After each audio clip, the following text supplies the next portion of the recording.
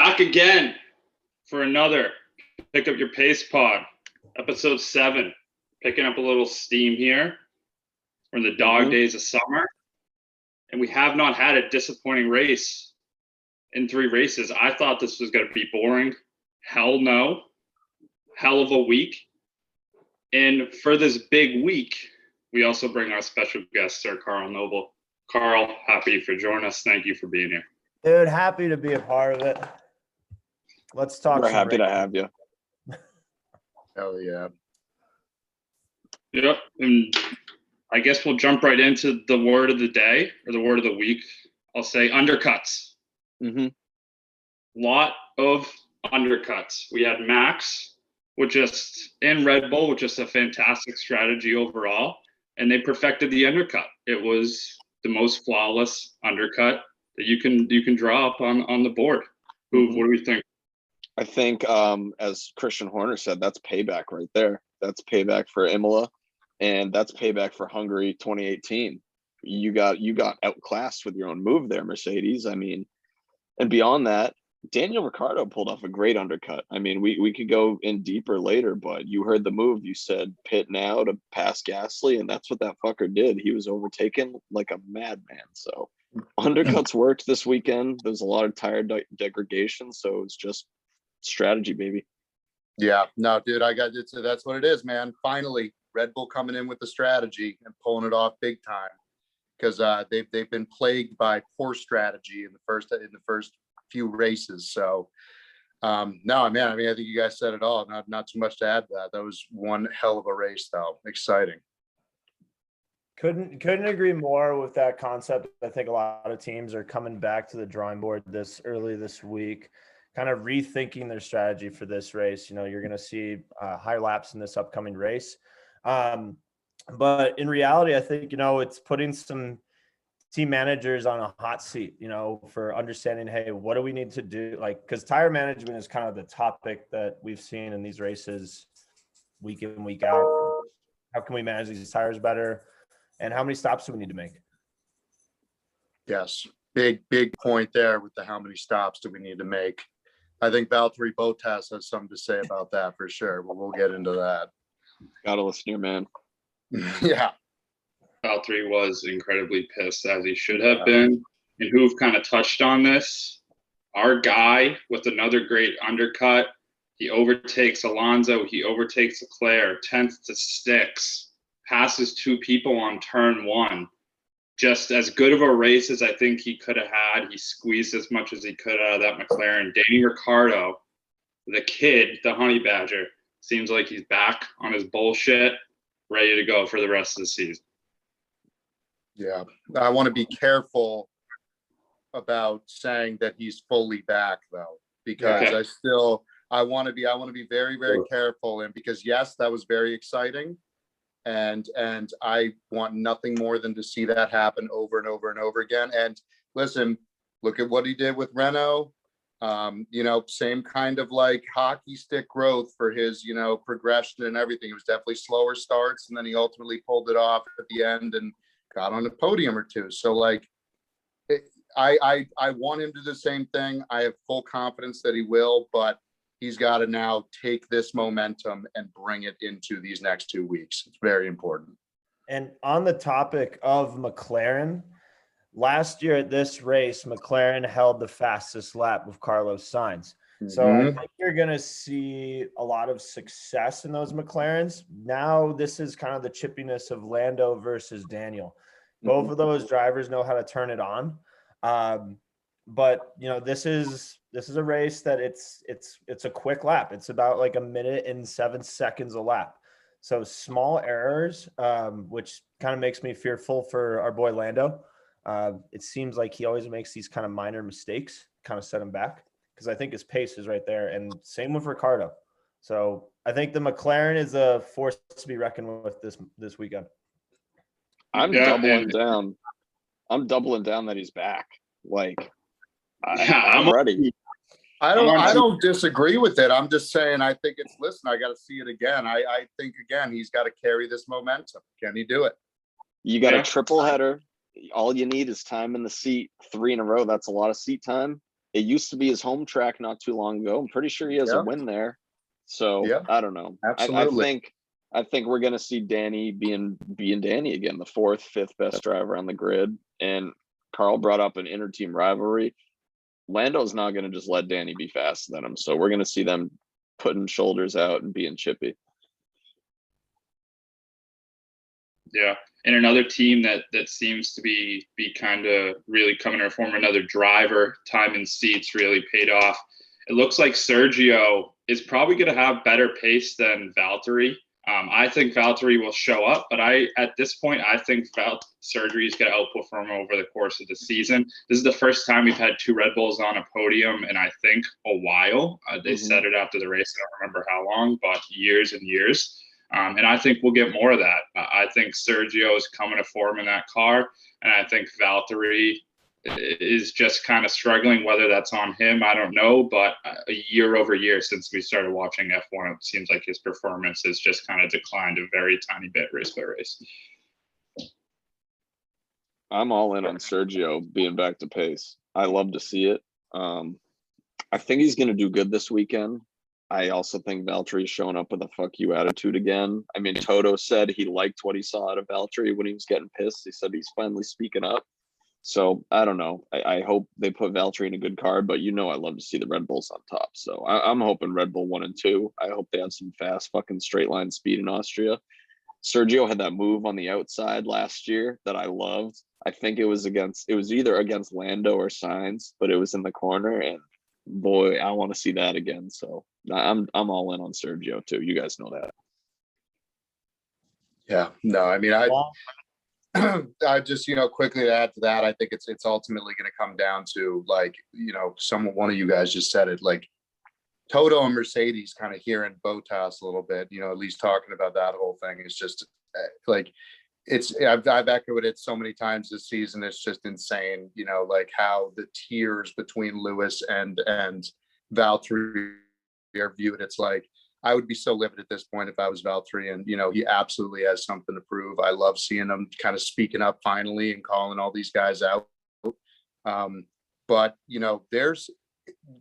there seems to be some serious tension. There's always been tension between, I think, at least in the last couple of years, between Valtteri and Mercedes. It's now starting to like erupt, like the volcano started to really kind of explode. And I think that's not helpful to Mercedes as a whole, as they're trying to keep up with Red Bull here, who seems to be clicking on all aspects of the race. So it's going to be very interesting to just keep an eye on Mercedes and how, I'm loving every time that you see the little box come up between Lewis or Valtteri speaking to the pit.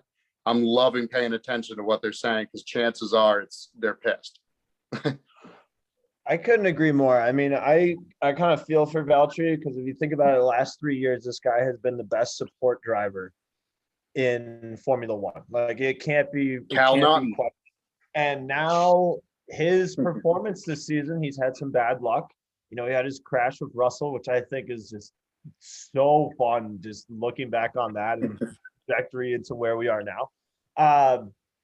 So I think that's hot. And then his performances, he hasn't been in the points. He's been a third.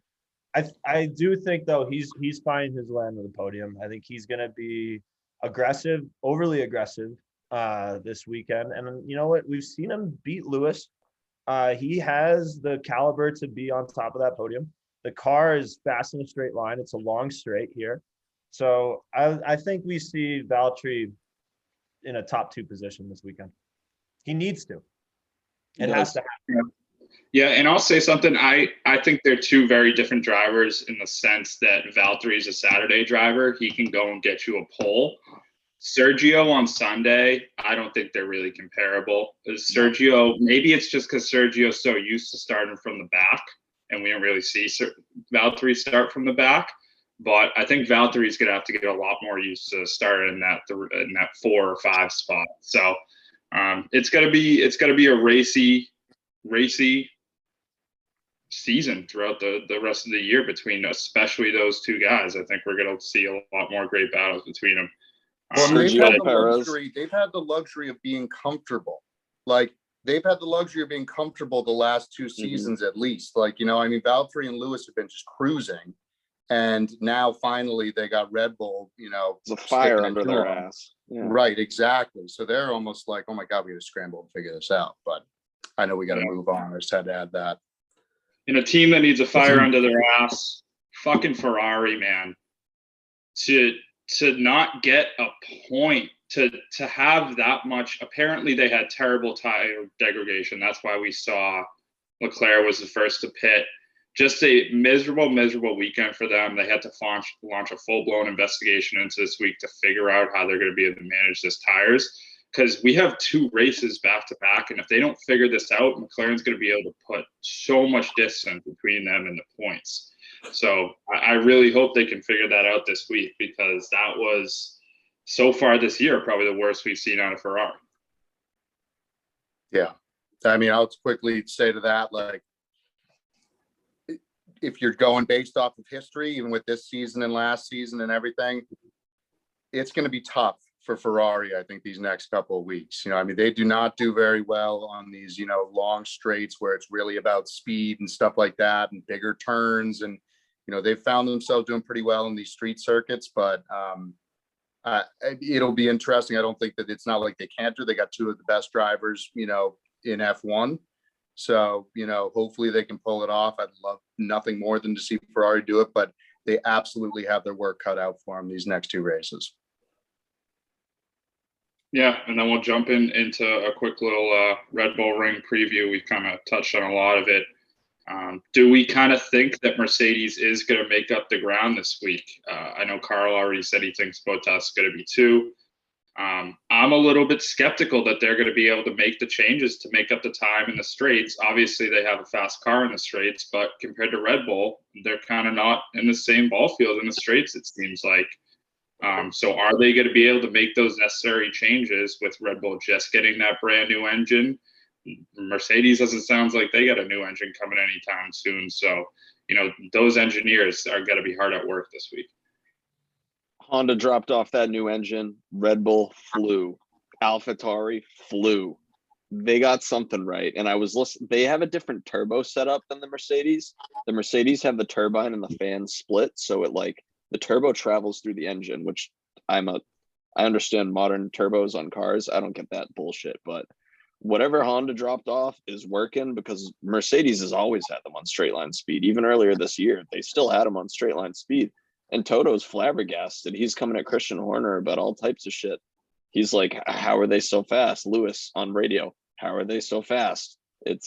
I think it's Red Bull. I think they're going to dominate this weekend. And honestly, they should. This is the torch being handed off. I don't know, to the Red Bull era, but this is like when Seb was winning all the time and nobody wanted to see that. That's what's been happening now. So I'm welcoming this new era. It feels like there's an awakening here. Like something's happening. The earth is shifting. Yeah. Something's going on.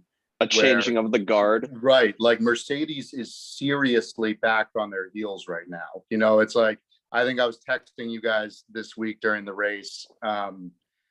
You know, it felt like even though Lewis was in the lead, he was still playing defensive mind rather than offensive dominance. Like, you know, okay, I'm not worried. I'm out where I should be. And this is it. There was this constant fear, you know, of like, Max is going to do this. Max is going to somehow pull this off. And it's just, I mean, each race that goes by, you're starting to see it more and more coming from the drivers at Mercedes. And again, you know, like Hoove made a great point with this new engine last week. That thing looked really fast. And if that thing works for this week, it's going to be really hard for Mercedes to start to catch up if they dominate these next 2 weeks. Carl, it sounds like you're still a little bit skeptical. I think that's spot on, frankly, with like, if you look what's going on off the racetrack, you look at like Lewis Hamilton's Instagram posts, you know, how Mercedes is responding to Horner, just all around, it's 100% they're on their heels. But what's so cool about this scenario is Max has been in like the second seat for the last 3 seasons, just like consistently there. He's the only guy that can fight Lewis. And now he's fighting Lewis and he's taking it to him and he's beating him. And Lewis is like, last year it might be like 1 or 2 races Max beats him.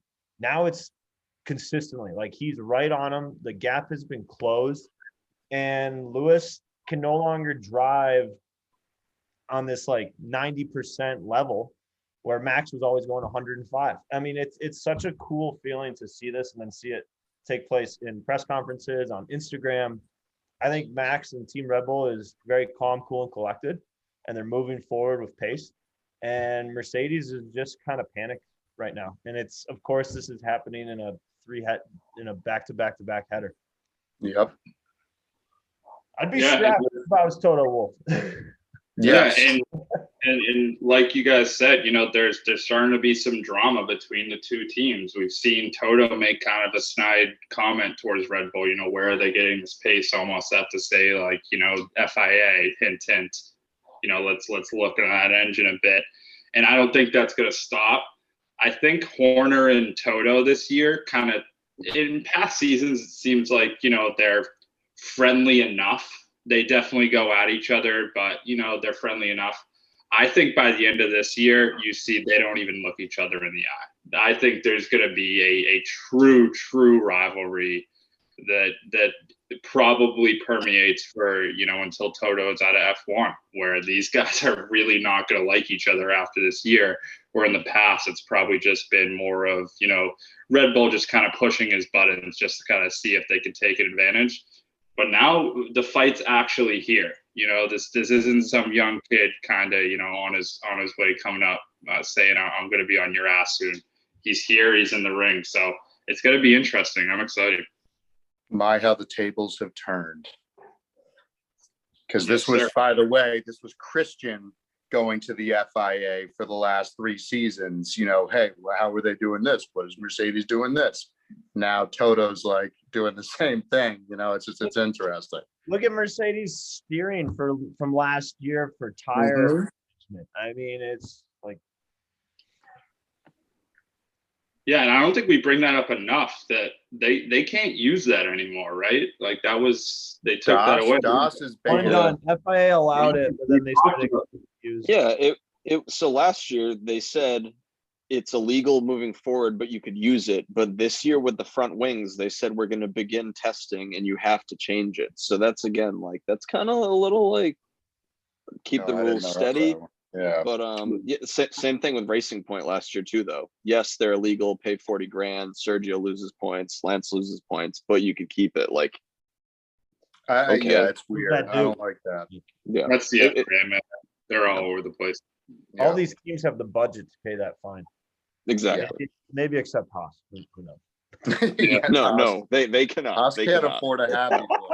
Gene's ready to sell the team to, I don't know, whoever owns McDonald's. Quick side note. Literally can we talk about Mick Schumacher's seat?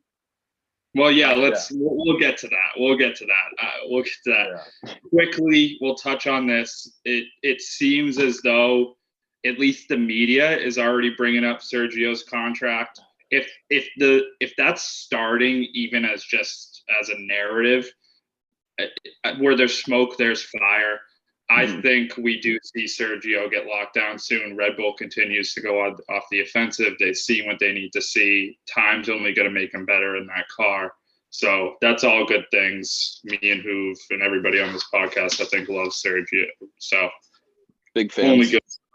Only good stuff. I think if he nails the triple header, I think they sign him after the third one. Like, if you prove yourself in Austria, Helmut Marko, the team advisor, strong, proud Austrian, he's signing you, man. It's his word, and I think it's Bond, man. If he does nice, I think it's Sergio 2022, and we're here for it. So that's all I got to say. Brings in that money. Yep. That Mexican money brings in a lot of money. They've done a lot of work over the last couple of seasons to find the Robin to Max, the Batman. You know, they finally got one, and I think it would be ridiculously dumb to, you know, leave this guy and go for someone else. You know, I mean, I don't. And if one of you guys can picture a world where Sergio does not get signed, then feel free to say it. But that would be no. I don't even think it's possible. That clip, when Max was pushing behind him and Sergio matched the pace, and his advisor said, like, you don't need to let him go. and he lets him by anyways. And he said, "Tell Max to push. Let's get him." Exactly. Oh, that's going to be a Drive to epic. Survive moment. I could feel that in my yeah. I could feel that in my plums. That was a good one. And then we've had a lot of Red Bull Mercedes talk, but this really caught my eye.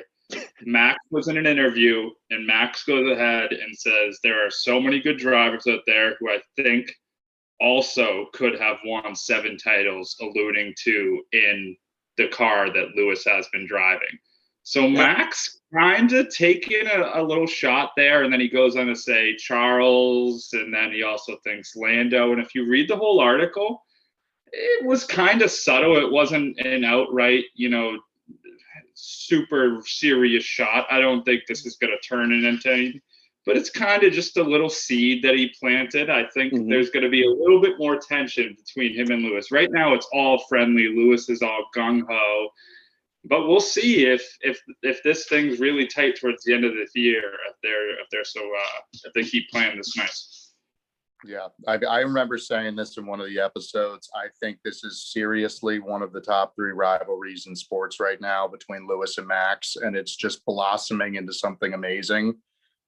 I don't necessarily want to sit there and take away the credit from what Lewis has done, regardless of the car. I think it's like, Lewis's legacy is what it is, and he deserves every bit of it. Like, he's dominated on all fronts for literally 7 years and more. So that being said, that's been the conversation all along, right? Like, oh, well, what if someone else was in that Mercedes seat? Like, well, what would happen? So there's a whole world of hypotheticals.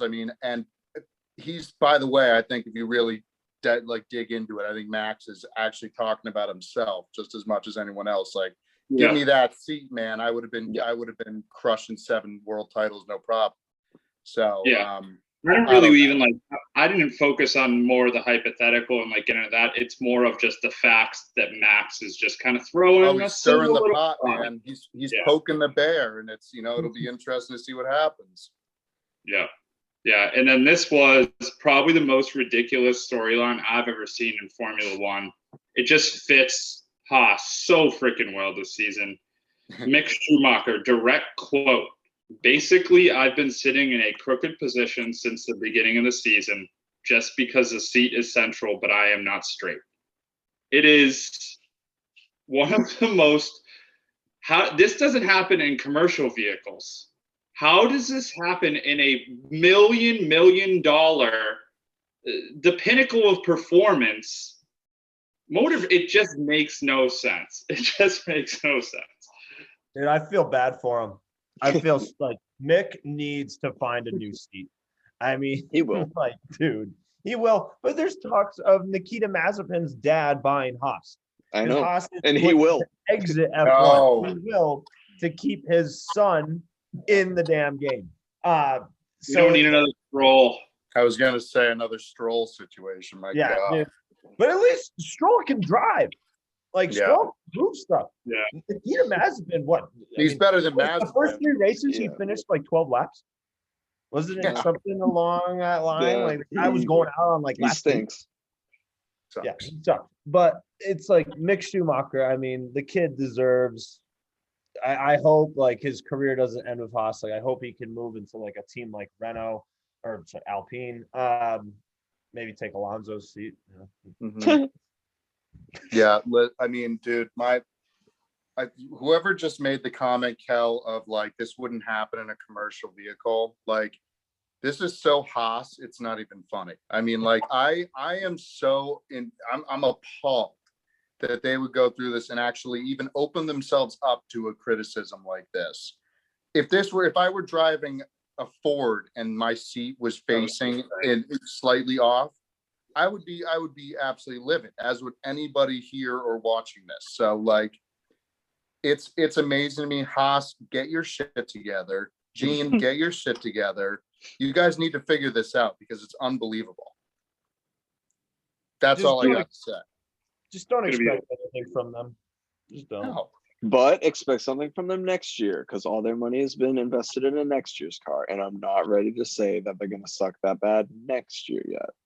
But if they suck next year, delete this episode. Yeah, exactly. I don't know. let's plant this now. We are planting the flag. I want there to be an American F1 team. I want Haas to succeed. I don't want them to stink. No doubt. There is a 16-year-old in Formula 3 right now. He goes by the name of Jack Crawford.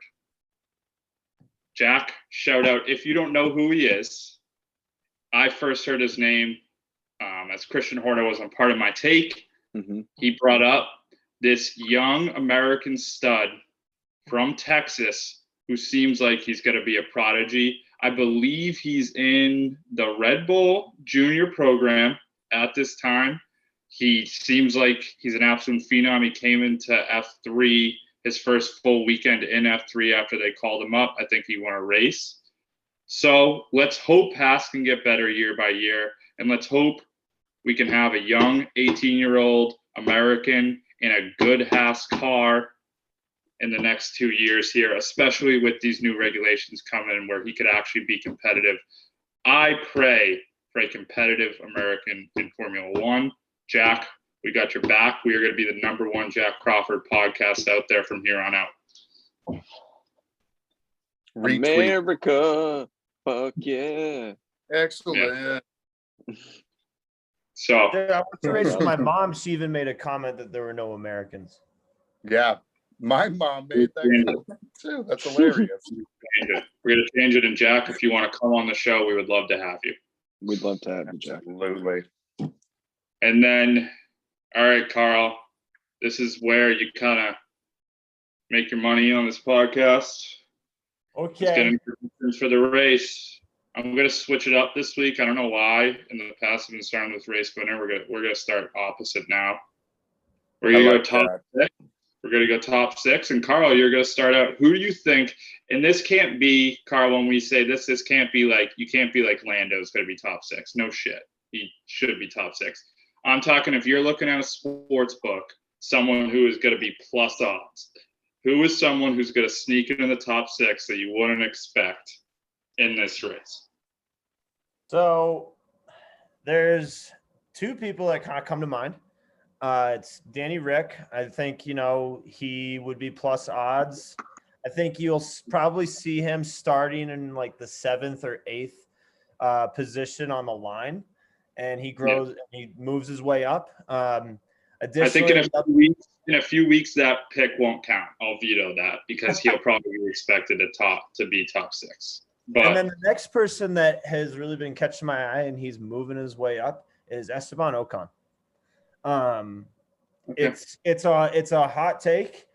The guy has performed well. Top six, kind of a stretch, but you know what? It's a short track. It's not that's not that much of a stretch at all, man. This is the kind of thing where with these shorter tracks, like teams like Williams and Alpine and like these mid-tier and lower-tier teams can make an impact, and they can jump in there based on higher team errors. So I'm going to go, though, Danny Rick in 6th. 5th is I think Ferrari's going to sneak in there with Carlos Sainz because I think he's really confident in this track from last year. 4th is probably going to be Checo, I believe. Okay, stop. You're doing too much. Yeah, slow down. We don't want to give away the podium yet. We don't want to give away the podium. So I'm going to piggyback off you and who I had top 6. I'm taking his teammate. I'm taking Alonso. And I took Alonso at plus 750 today. I think he's going to do it. He's going to do it. Wow. I called Seb top 6, having his swan song. I'm also going to call Alonso's last top 6 finish in his F1 career. He comes out on top this week. Obviously, something has to happen for him to end up in this spot. But it happens, and then after this, he stinks and he's out of F1 next year. But one more chance at glory this week. All right, Chip. I'll go. So, okay, Chip. I've been a little crazy. I think previous Chip was on drugs the last 3 times that I made these picks. So I'm gonna do away with my Lance Stroll pick that did not work out for me. For some reason, I was feeling it. Came to me in a dream, maybe, I don't know, but that's no longer it. I watched a very, very, very entertaining video today put out by AlphaTauri and Red Bull. Now, he seems to be doing well. This is the longest shot I've thrown, but I would like to see Yuki in that top 6 somehow, pull it off. Someone's gonna do it. It's a Red Bull home race. Why not? Like, maybe something rubbed off on him from this, little exchange when they made that video. I don't know, but I'm feeling Yuki top 6. I think that'd be pretty sweet. I think I'm going to go for the old man swan song, just like Kel did last week. I'm a Seb guy. I like Seb being in the points the past 3 races. Less time in between. He's a little more confident in the car. Maybe they got some upgrades going into the week. I muted myself halfway through that, but yeah, I'm going for Seb. My man Seb Vettel. I could take it. Can we just say watch Lance Stroll make it into the top 6 this week? No. He is the king of the first stint, though. I know. Him and Sergio, they know how to watch it. They know how to stay out there. Yeah. All right, Carl. And now I know you wanted to get to it. You can give us your 3, 2, 1. Dude, who we got? Yeah, who we got? 3, 2, 1. Oh, dude. I'm going to go Lewis 3rd, Max in 2nd, and Valtteri in 1st. The guy needs to win this weekend. His job is on the line. Let's be real. If I'm Valtteri and if I can't stay with Mercedes, where do I go? Back to Williams. Where do I go? I'm not going to Williams. Oh no, he'll go to Williams. He will go to Williams. The man needs to win. I think we could see it from him this weekend. He's got the caliber. Let's see what he does. I don't think I'm ever going to pick him to win a race again, unfortunately. Just doesn't seem to be in the cards for me, especially with Max up there and then Sergio kind of fighting him off too. I do think we get someone to kind of sneak in there, someone who's probably having the second best racing season as far as just the car they're in and what they've got out of it. I think we're going to get Lando, who've had him on the podium last week. I think he's back on the podium in 3rd this week. I think we have Max in 2nd, and I think Lewis is able to pull one out this week. Lewis is at -125. I don't know if I'm necessarily going to take that just because it's something I really like to stay away when him and Max are that tight. It's just you never know what's going to happen. But then I am going to go ahead and throw a little bit of quiche on Lando at +250 to make it into the top 3. Just a little bit of something. Why not? I think he can go ahead and get it done. Who've? I don't think I got one yet. All right. Max 1, Lewis 2, Sergio 3. That's it. Red Bull is getting with this home race, and I'm going to put a little asterisk on that very well may be my pick next week as well. I think at least one of these 2 races, we see 2 Red Bulls on the podium. Home race, let's get it. I'm going to always root for the Agent of Chaos and for probably what's not going to happen just for the sake of going last. I'm going to say Max might return the favor and might let Sergio buy this race if he has a little pace. I know that's really wishful thinking. I'll say Sergio's going to win it, and I'll say Max is going to come in 2nd. And I think Lewis is going to try and be so ballsy to win this race. He's going to get out of it somehow, whether it be a penalty or a DNF. I think he's going to bump out, and Valtteri is going to take the 3rd spot. Okay. All right. Well, time will tell. I think it's going to be a good weekend. I mean, I keep saying we're going to get a boring race. We're not getting boring races, so I'm going to stop saying it, and then I'm sure this week it'll happen. But we got P1 tomorrow. Big Saturday, I think. I think Saturday is going to determine a lot in this race. And then Sunday, like Carl said, we're going to get quick laps. We're going to get really high-speed straights. And hopefully we get 2 weeks at the Red Bull Ring of just really intense, really good racing. And then at the end of these 2 weeks, we look back and we had an amazing triple header. the constructors and the drivers championships are both still tight, and we're lined up for a really good second half of the calendar here. Go Bulls. Go Bulls. Get it? See you next week.